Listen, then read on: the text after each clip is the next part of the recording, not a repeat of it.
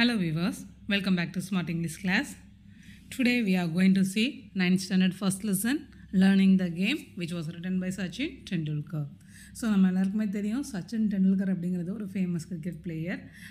அவருடைய ஹிஸ்ட்ரியை எழுதுனா ஆட்டோபயோகிராஃபியில் இருந்து தான் இந்த லெசன் அதில் உள்ள ஒரு சின்ன பார்ட்டு தான் நமக்கு இங்கே லெசனாக கொடுத்துருக்காங்க. அவரோட ஆட்டோபயோகிராஃபி நேம் என்ன அப்படின்னு பார்த்தோன்னா பிளேயிங் இட் மை வே அப்படிங்கிறது தான் அந்த ஆட்டோபயோகிராஃபி. ஸோ அதில் அவரோட சைல்டுஹுட் டேஸில் அவர் கிரிக்கெட் ஆகிறதுக்கு என்னென்ன கஷ்டம்லாம் பட்டிருக்காரு அப்படிங்கிறதான் இந்த லெசனில் நமக்கு கொடுத்துருக்காங்க. Is now we will see the lesson. From a very early age, I played tennis ball cricket with my colony friends. I loved watching cricket on television, and in our games, I often tried to emulate the mannerisms of my favorite players, Sunil Gavaskar and the West Indian legend Viv Richards.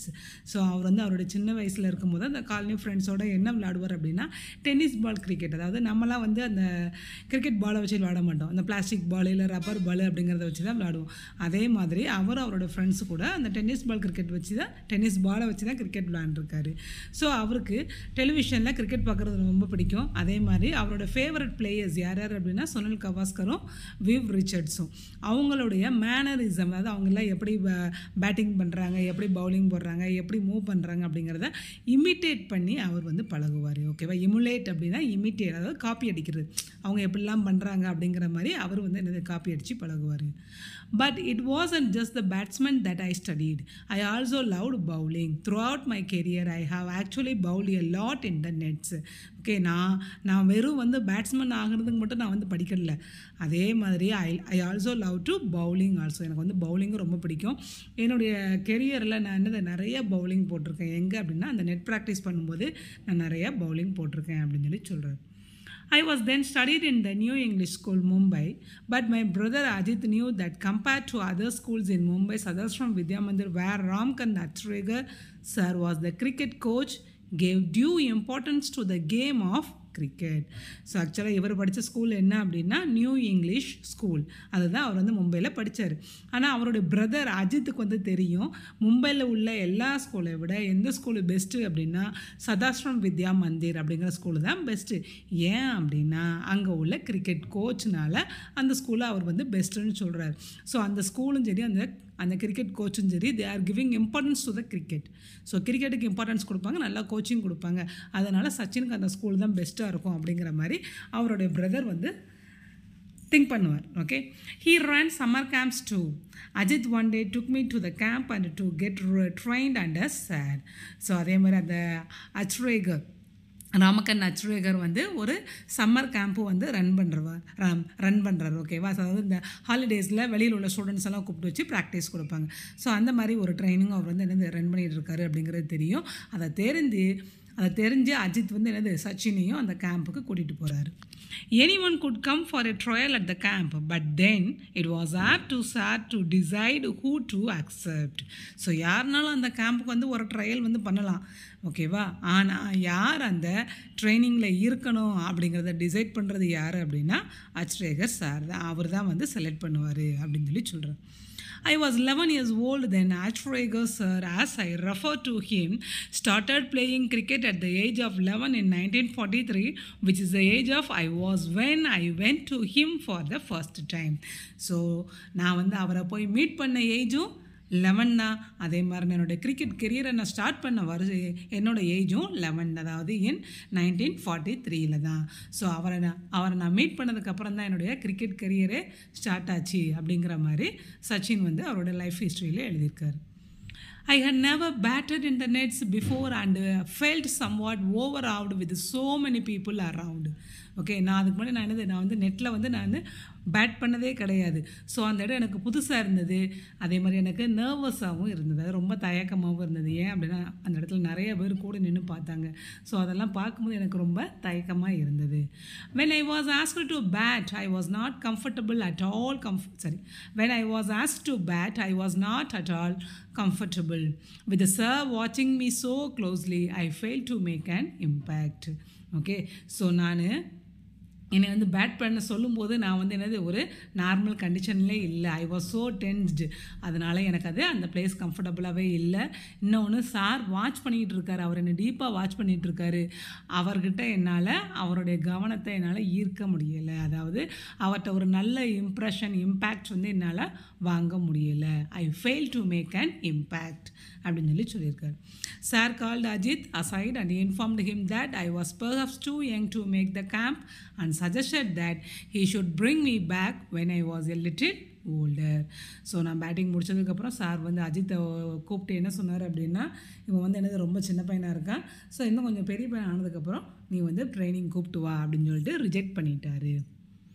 My induction into Mumbai cricket circuit could have ended in failure, but for Ajit's insistence, having seen me play in the colony, Ajit knew I was capable of performing far better than I had done in front of Achrekar sir.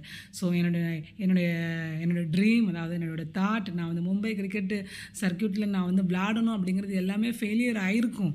ஆனால் அஜித்தோட ஆக்ஷனால் எல்லாமே இதாகிடுச்சு. ஏன் அப்படின்னா அவனுக்கு தெரியும் நான் வந்து sir முன்னாடி பெர்ஃபார்ம் பண்ணுறது என்னுடைய ரியல் பர்ஃபார்மன்ஸ் கிடையாது, அதை விட பெட்டராகவே நான் காலனியில் விளாடுவேங்கிறது அஜித்துக்கு தெரியும். அவனால் எனக்கு அந்த சான்ஸ் வந்து என்னது மறுபடியும் கிடைச்சது.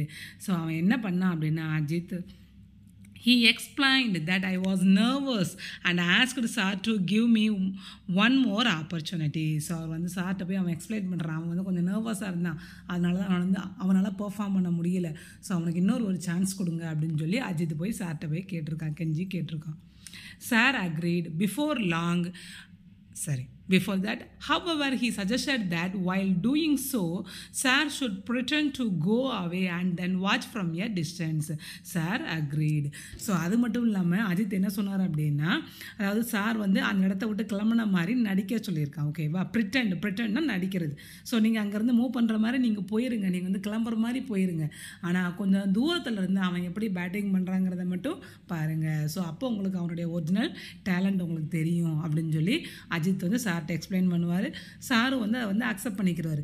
Before long I was asked to bat again and without sir's trained eyes scrutinizing me, or so I thought. I felt more at ease and soon started to hit the ball well.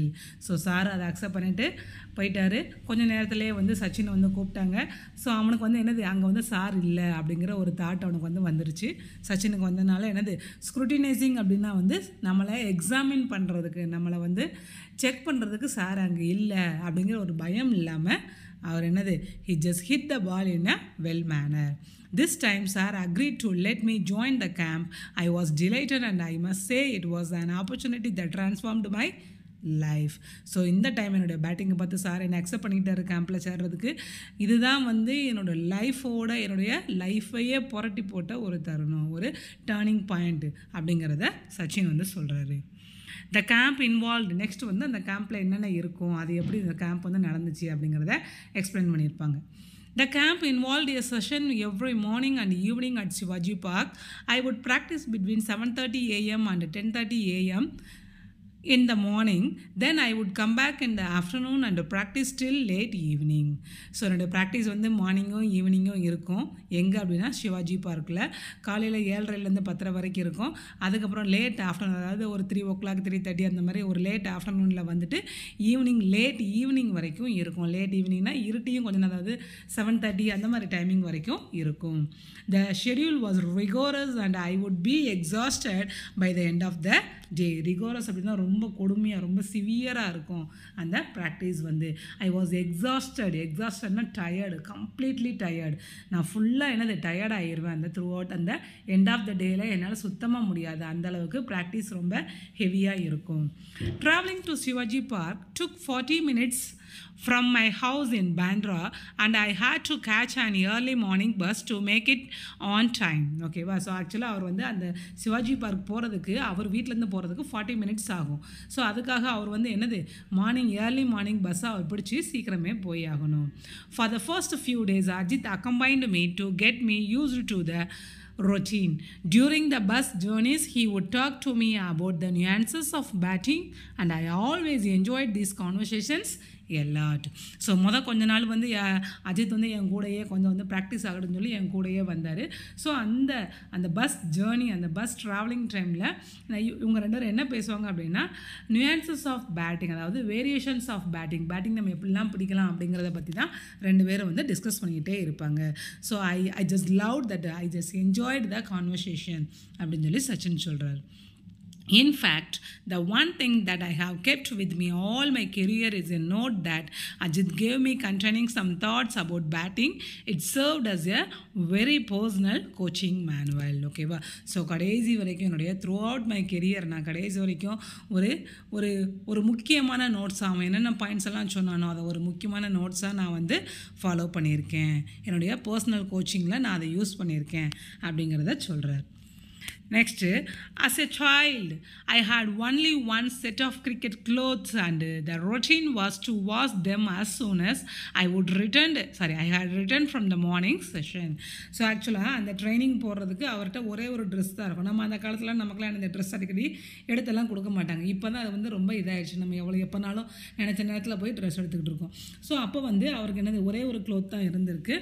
So அதை வந்து என்ன பண்ணுவார் அப்படின்னா, morning trainer முடிச்சு afternoon வருவார்ல, வந்த உடனே அதை wash பண்ணி போடுவார். வாஷ் பண்ணி போட்டால் தான் மறுபடியும் ஈவினிங் என்னது அதே ட்ரெஸ்ஸை அவரால் யூஸ் பண்ண முடியும். While I had my lunch, the clothes would dry out in the sun and I would wear them again in the afternoon. So நான் அதை வாஷ் பண்ணி போட்டு நான் என்னோடய லஞ்சு முடிச்சதுக்கப்புறம் நான் அது மறுபடியும் என்னது ட்ரை ஆகிடும். அப்போ தான் நான் ஈவினிங் அதை போட்டு போவேன். The pattern was repeated in the evening so that I could use the same set of clothes the following morning. So இதே மாதிரி தான் ஈவினிங் நான் வந்ததுக்கப்புறமா உடனே அதை நான் வாஷ் பண்ணி போட்டுருவேன். அப்போ தான் மறுநாள் காலையிலேக்கு எனக்கு போடுறதுக்கு அது யூஸ்ஃபுல்லாக இருக்கும். The system worked well apart. So ஆக்சுவலாக அது என்னது கரெக்டாக தான் போய்கிட்டு இருந்துச்சு. அதாவது காலையில் வந்து அதை வாஷ் பண்ணி போட்டு மறுபடியும் மதியம் போய் மறுபடியும் சாயந்தரம் வாஷ் பண்ணி போகிறது கரெக்டாக தான் இருந்துச்சு. அப்பார்ட் ஒன்று மட்டும் என்ன அப்படின்னா, one evening sir call my father apart from my pockets, okay, accept my pockets எல்லாமே நல்லா ட்ரை ஆகிடும். ஆனால் அந்த பாக்கெட் மட்டும் எனக்கு என்னது காயவே காயாது. There was never quite enough time for the pockets to dry out completely and for the entire duration of the camp I played with the wet pockets. So எனக்கு அந்த பாக்கெட்டை காயிற வரைக்கும் எனக்கு என்னது தேவையான நேரம் இல்லை. So through out my practice என்னது ப்ராக்டிஸ் ஃபுல்லுமே நான் என்னது அந்த ஈரமான அந்த பாக்கெட்டோடு தான் விளாண்டுருக்கேன். அது காலையிலையும் சரி சாயந்தரமும் சரி என்னோடய பாக்கெட் மட்டும் எப்போவுமே ஈரமாக தான் இருக்கும். By the middle of the summer camp sir had started taking an active interest in my batting and at the end of the 2 months informed Ajit that I had the potential to be good cricketer if I practice all year round. ஓகேவா? So அந்த camp middle ஸ்டேஜில் தான் வந்து sir இவனுக்கு வந்து கொஞ்சம் importance கொடுக்க ஆரம்பித்தார். And he find out his capacity. So இவனால் முடியும் அப்படிங்கிற கெப்பாசிட்டியை ஃபைண்ட் அவுட் பண்ணிவிட்டு அந்த 2 months நமக்கு வந்து சம்மர் ஹாலிடேஸ் 2 months தானே கொடுப்பாங்க. ஸோ அந்த எண்ட் ஆஃப் த 2 monthsல என்ன பண்ணார் அப்படின்னா, அஜித்தை கூப்பிட்டு சொல்கிறார், ஸோ அவனுக்கு வந்து ஒரு நல்ல கிரிக்கெட்டர் ஆகக்கூடிய கெப்பாசிட்டி அவருக்கு இருக்குது if he practised all year round. So என்னது அந்த இப்போ வந்து 2 மாதம் தான் ப்ராக்டிஸ் பண்ணியிருக்கான். சப்போஸ் அந்த 1 year ஃபுல்லாக அவன் கண்டினியூஸாக ப்ராக்டிஸ் பண்ணான்னா கண்டிப்பாக அவன் ஒரு நல்ல கிரிக்கெட் பிளேயராக வருவான் அப்படின்னு சொல்லி அஜித்தை கூப்பிட்டு சொல்லுவார். However, my school, the New English School in Bandra, did not have cricket facilities and Sir was keen for me to change the schools if I wanted to pursue cricket seriously. So அதே நேரத்தில் அவர் படிக்கிற அந்த new English ஸ்கூலில் வந்து இந்த cricket facilities எதுவுமே கிடையாது. ஆனால் சார் வந்து அதாவது ரொம்ப ஒரு இன்ட்ரெஸ்ட், அவர் வந்து என் மேலே என்ன ஸ்பெஷல் இன்ட்ரெஸ்ட் எடுத்துகிட்டு அவரோட சஜஷன் என்ன சொல்கிறாரு அப்படின்னா, நீங்கள் வேணால் அவரோட ஸ்கூலை வேணால் சேஞ்ச் பண்ணிங்க அப்படின்னா அவன் த்ரூ அவுட் த இயர் அவன் வந்து இந்த கிரிக்கெட்டை அவனால் கண்டினியூ பண்ண முடியும். He can play the cricket very seriously அப்படின்னு சொல்லி சொல்கிறாரு. One evening, Sir called my father. So சொல்கிறத மட்டும் விடலை. One evening Sir called my father and put forward his suggestion. அவரோட சஜஷனையும் அவங்க அப்பாட்ட வைக்கிறாரு. அவன் வந்து நல்ல கிரிக்கெட்டாக வரணும் அப்படின்னா நீங்கள் அவனை வந்து நான் வேலை பார்க்குற ஸ்கூலில் நீங்கள் படிக்க வைங்க அப்படின்னு சொல்லி சொல்கிறாரு. Ajit was in the room with my father at the time and they both accepted that it was necessary if cricket was to be my priority. So அந்த ரூமில் அஜித்தும் இருக்காங்க. 2 பேருமே அக்செப்ட் பண்ணிக்கிறாங்க. என்ன அக்செப்ட் பண்ணிக்கிறாங்க அப்படின்னா, நான் கிரிக்கெட்டுக்கு ஃபஸ்ட்டு ப்ரிஃபரன்ஸ் கொடுத்தேன் அப்படின்னா, அதாவது ஃபஸ்ட்டு முக்கியத்துவம், அதாவது படிப்பை விட நான் கிரிக்கெட் தான் முக்கியத்துவம் கொடுக்குறேன் அப்படின்னா அவங்க என்னை வந்து ஸ்கூல் சேஞ்ச் பண்ணுறேன் அப்படிங்கிற மாதிரி அக்செப்ட் பண்ணிக்கிட்டாங்க. My father sat me down and explained that while he did not have any objections to my changing schools, I should do so only if I was really serious about playing cricket. So அவங்க அப்பா வந்து சச்சின் கிட்ட வந்து உட்காந்து பேசுகிறாரு. அதாவது எனக்கு எந்த ஆட்சேபனையும் இல்லை, நீ வந்து கிரிக்கெட்டை சீரியஸாக நீ விளையாட போகிற அப்படின்னா உன்னுடைய ஸ்கூலை சேஞ்ச் பண்ணுறதை பற்றி எனக்கு எந்த ஆட்சேபனையும் இல்லை அப்படின்னு சொல்லி பேசுகிறாரு. I assured him I was and so it was agreed that I should move to Sharadashram Vidya Mandir where Achrekar sir was the cricket coach.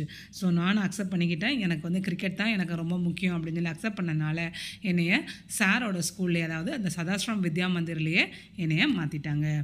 All my excess energies were getting channeled into cricket were acted as a kind of safety valve.